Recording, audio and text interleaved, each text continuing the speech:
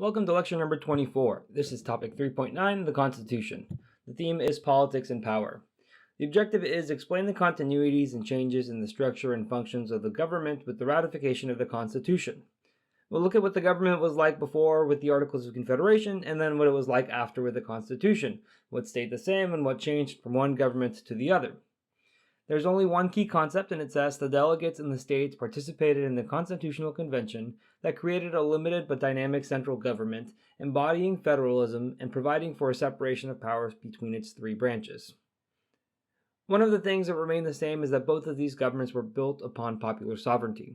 The Constitution begins with the preamble of "we the people."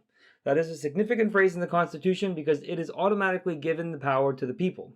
It begins with the people. It doesn't say we the states of New York, New Jersey, New Hampshire, Rhode Island, Georgia, South Carolina, etc. It begins with we the people. So it means that the people are going to be the ones that form this government, that it derives its powers from them, and the government is going to ultimately be accountable to the people.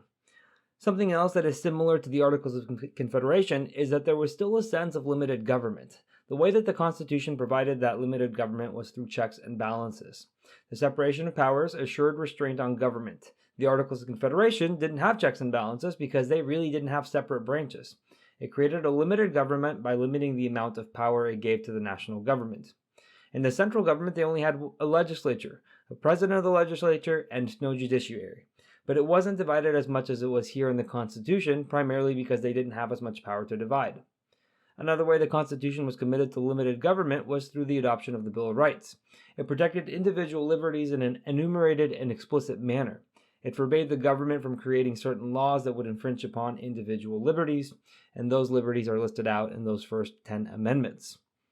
Something that is new and different from the Articles is that the Constitution created a dynamic central government. That's the wording from the AP College Board.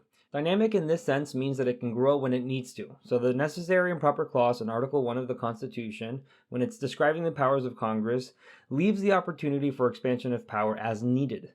Anytime that Congress needs to expand its power to carry out one of its objectives as stated by the Constitution, they are allowed to do so.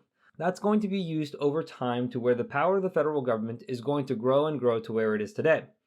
Sometimes this growth in power is at the expense of the state governments. Federalism was a completely new phenomenon here in our U.S. government. We had stronger central government that was made up of these state governments that had lesser powers.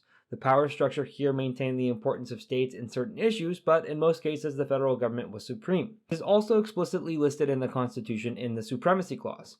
It says that whenever there are laws between the states and the federal government that are contradictory, it is going to be the laws of the federal government that are going to reign supreme, so long as the federal government has the power to create that kind of law.